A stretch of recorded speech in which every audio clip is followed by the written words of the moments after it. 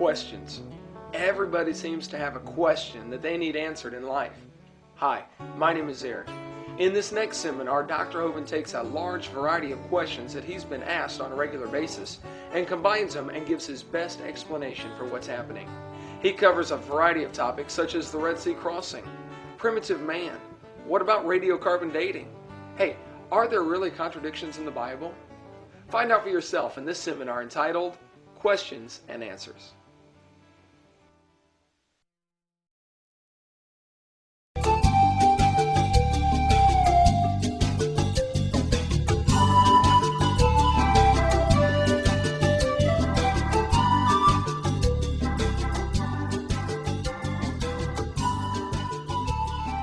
Thank you for joining us. My name is Kent Hovind. I taught high school science for 15 years, and this is going to be seminar part 7, question-answer time. If you've gotten this far, hopefully you've seen the first 6 because we will be covering new information. I taught science 15 years, and I cover information on the subject of creation, evolution, and dinosaurs. I take the position that the Bible is literally true, scientifically accurate in all details, and the evolution theory being taught in our schools is the dumbest and most dangerous religion in the history of planet Earth. We're going to be covering a wide variety of questions that I get during my Q&A time. Everywhere I go, I try to ask, teach for an hour or so and then have question-answer time. And I've heard most of the questions that come up in the last 17 years that I've been doing this. We'll be covering a wide range of things like how do we see stars billions of light years away? Have there any fresh dinosaur bones been found, not even fossilized yet? Why are there so few human bones found? What about the Bible codes? Why do you use the King James Version? Are there contradictions in the Bible? What about other religions? Could they be right? What about global warming? Where do the races come from? A whole bunch of stuff we're going to be covering as quickly as we can. There is much more information about all of these topics on our college class. We taught college classes, CSE 101, the 100 series, 101, 2, 3, and 4. You can take those, and where we have time to go into a lot more detail. And then the 200 series is even more depth than that, okay? So you can catch, if you don't get enough information, or if I don't answer one of your questions, you can call into our daily radio program. Every day, 4:30 to 6, currently, we may change the time someday, but currently 4:30 to 6 Central Time, Monday through Friday, when I'm not traveling. I'm live on the internet, drdino.com or truthradio.com, and you can take our college classes and ask questions there. We cover just a whole lot more material. All of the slides that I use in my seminar, and it's close to 7,000 now, are available to download off my website, drdino.com, or you can just order the DVDs or CDs of all of the slides. And a lot of slides, you'll see they've got a little asterisk near the end. That indicates there's something in the notes section of the slide. And there's a lot of things I have to skip just for sake of time, but hopefully we can answer some questions for you here. The Bible says in Ecclesiastes, I applied mine heart to know and search and to seek out wisdom and the reason of things. I think it's wise for Christians especially to do that. Try to be ready always to give an answer to every man that asketh you a reason. And I think we could be more effective soul winners and more effective for God's kingdom if we knew more and could give an answer. That's the goal of all this seminars that we produce, is to equip people that can give an answer to know the truth. 1 Peter chapter 3 says, Sanctify the Lord God in your hearts and be ready always to give an answer to every man that asketh you the reason of the hope that's in you. And we hope that this training you'll get here will give you the answers you need. 1 Timothy 2 says, study to show yourself approved unto God. We should study and learn, not just so we can give an answer to others, but so God is pleased with us. That's the goal of study. God, are you happy? One of the questions I often get as I speak at universities is, hey, Hovind, are you the only one that believes in creation? Don't all scientists believe in evolution? Absolutely not. I don't know how that question even comes up. Not all scientists do not believe in evolution, number one, okay? Thousands and thousands and thousands of them are creation scientists. For instance, Dr. Russell Humphreys worked for years at the Sandia National Laboratories. There's a good article about him on the Answers in Genesis website. They've got a whole list of 180 some or 200 scientists today who are young earth, Bible-believing, 6-day creationists. Dr. Humphreys said, using a simple statistical approach, I would conservatively estimate that in the United States alone there are around 10,000 practicing professional scientists who openly believe in 6-day recent creation. So first, it's not true that all scientists believe in evolution. Secondly, even if they did, that's not how you establish truth. It doesn't matter what the majority believe. The majority has a long history of being wrong, okay? They used to teach, all the planets go around the Earth. The majority was wrong, okay? Though, believe it or not, there still are some scientists who are geocentrists, who teach the Earth is in the center. and everything goes around the earth. And I've got the books in the library. You can read those if you want to take that. I've looked at the subject. I can't buy it yet. I think they're wrong. I think the sun is in the center. There was a time when they used to teach that big rocks fall faster than little rocks. That was taught for 2,000 years, and it's wrong. So the majority can be wrong. They used to teach the doctrine of humors. You know, if you're sick, you have bad blood. Take out your blood and you get better. That's how George Washington died.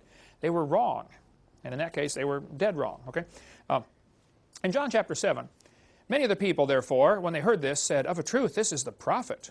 Others said, "This is the Christ." But some said, "Shall Christ come out of Galilee? Hath not the Scripture said that Christ cometh of the seed of David, out of the town of Bethlehem?" Notice what happened here in John chapter 7. The people were arguing about, was Jesus really the Christ? And some of them said, wait, Christ doesn't come out of Galilee, and Jesus came from Galilee. The problem is they had a misconception. They thought Jesus came from Galilee. Where was Jesus actually born? Bethlehem. So they had the whole wrong problem. They're arguing about the wrong subject. So in John 3:43 it says, "So there was a division among the people because of him, and some of them would have taken him." They would have tried to kill the messenger. Because they had a wrong impression, they're going after this. We got to shut this guy up. This Jesus is out there preaching, and we got to shut him up. They got the wrong impression to start with, and that's what happens. People get the wrong idea. They think creationists like me are doing damage to education system. No, we're the right people. We're trying to fix the problem, okay? We're trying to resolve it. Verse 45 says, "Then came the officers to the chief priests and Pharisees, and they said unto him, Why have ye not brought him?" Now this is classic. Notice, the chief priests sent their hoodlums to go get Jesus. Jesus answered their questions.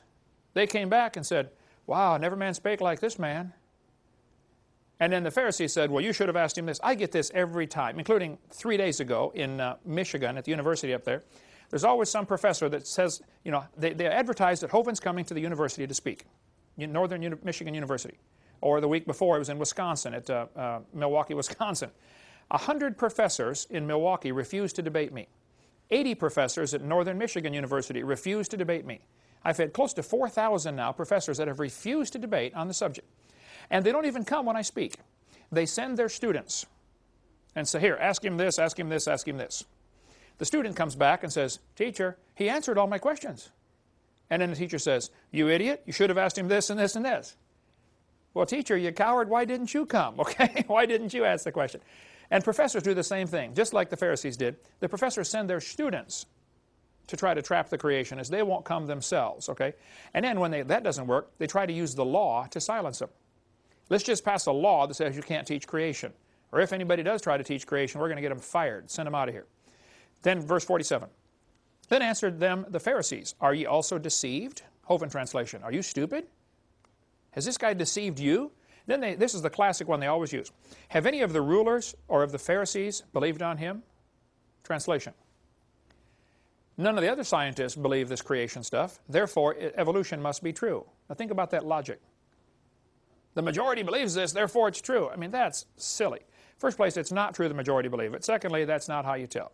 And then they said, "But this people who knoweth not the law are cursed." Hovind translation. "We have knowledge, you don't. We have a degree, you don't. We don't approve of your degree. It's from a non-accredited Christian school. Therefore, we're smart, you're dumb."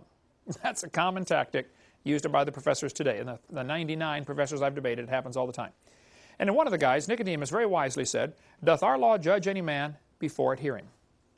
Nicodemus at least had the common sense to say, hey, before we judge this guy Jesus and say he's wrong, he's stupid, etc., let's listen to what he's saying. And I would encourage college students and professors and anybody, listen to the creation side. Just listen. Really honestly listen and hear it, and then make your decision. When I spoke in Soviet Union a couple years ago, I was at a university over there in, I don't know, Pavel, if you remember what city I was in. It's in Ukraine, your home state. But one of the cities had a university. They shut down the university and sent 30 professors to have me speak for 2 hours because on creation. I was a big celebrity, Dr. Hovind from all the way from Florida, The further I travel, the more famous I am, When I'm right here in town, it's not famous at all. But they shut down the university and 30 professors came. After about an hour of speaking on creation, one of the professors was crying. And I asked the translator, this girl named Olga, I said, "What's he crying about?"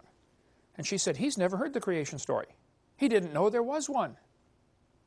And I think there's a lot of people in America, a lot of students that I see in America have never really honestly heard the creation story. So if somebody says everybody else believes in evolution, therefore you should too, number one, that's not a good argument. And it's not true, okay? and listen to the creation side. Understand it. Because when I get done talking, a lot of times, like in the airplane, I sat by somebody who believed in evolution just last week. I said, well, let me just explain the creation side. It took 3 minutes, explained the creation view very simply. And they said, wow, that makes a lot of sense. Well, yeah, just listen, okay, to what they got to say. Okay. They started with the false assumption that Jesus was from Galilee. He wasn't, okay. He was actually born in Bethlehem. Some of the Pharisees had not believed him, so therefore that's proof that he's not right. You get the same thing today. Some scientists don't believe in creation, therefore creation's not true. That is absolutely stupid logic, okay? And they'll say, has he published in science journals? As if, well, you don't see creation articles in National Geographic, therefore that proves it's not right. Well, you didn't see many capitalist articles in communist journals 10 years ago either, by the way, you know. It doesn't prove anything's right or wrong. The majority can be wrong. The majority followed Aaron into rebellion. The majority voted not to go into the Promised Land in Numbers chapter 32. The majority followed false gods many times in the Old Testament. The majority of the leaders hated Jesus. The majority of the world hates Christians. The majority voted in Bill Clinton twice, for heaven's sake. I mean, the majority can be wrong, all right? Can be dead wrong. But it's not true that all scientists believe in creation. There's a book here by Robert Gentry. Robert Gentry is a good friend of mine from Tennessee. He is a very famous scientist who did work on the disposal of radioactive waste, nuclear waste. What do you do with this waste product? He would do research on the granites around the world. He discovered that as you look at granites under a microscope, you find they got little tiny halos in them, radiopolonium halos. We'll get into more of that later. But as soon as they found out that his research was proving evolution is not true, because he really proves the earth was never a hot molten mass. He never mentioned creation, never mentioned God, just purely scientific research. They published him in all the major journals until somebody said, wow, guys, Gentry's work is proving the Big Bang Theory wrong. They took away his funding and shut him off like a spigot. They persecuted somebody just because his work was not supporting the sacred cow, i.e. evolution. Roger DeHart was a science teacher at Burlington Edson High School near Seattle. He was told, they brought him into the office and said, you cannot tell your students about errors in the textbooks. All he was doing was bringing in current science journals. Here's a textbook that says the baby has gill slits, like we covered on video 4. DeHart would bring in a science journal, says, guys, I'm sorry, it says in the textbook on page 220 that the baby has gills. That's not true. Here's a current science journal. See, here's the evidence. He never mentioned God, never mentioned the Bible, never mentioned creation. He just said this textbook's not accurate, and they told him he couldn't do that. You can't inform your students that the book is out of date? That's the kind of persecution Christians get, or anybody gets, when they try to go against this evolution theory. Evolution is a carefully protected state religion. Just like communism was a carefully protected state religion when you grew up over there. You don't dare question it. Okay? Kevin Haley was a biology teacher in Oregon. He lost his job simply because he exposed errors in the textbooks. He told them, hey, this book's not right. There's a mistake here. They said, you're fired. Can't teach if you say there's errors in our books. Baylor University in Waco, Texas, fired William Dembski in April 2000 simply because he told his students there might be an intelligent designer. They said, oh, you're not allowed to say that, so they fired him. This is Baylor. It used to be a Christian college, okay? Forrest Mims was a science writer for years. He wrote for many major journals, National Geographic, Science Digest, American Journal of Physics. He wrote for all kinds of articles for magazines. But then when he applied for a job at Scientific American, he was denied. They said, you can't work here because you are a creationist.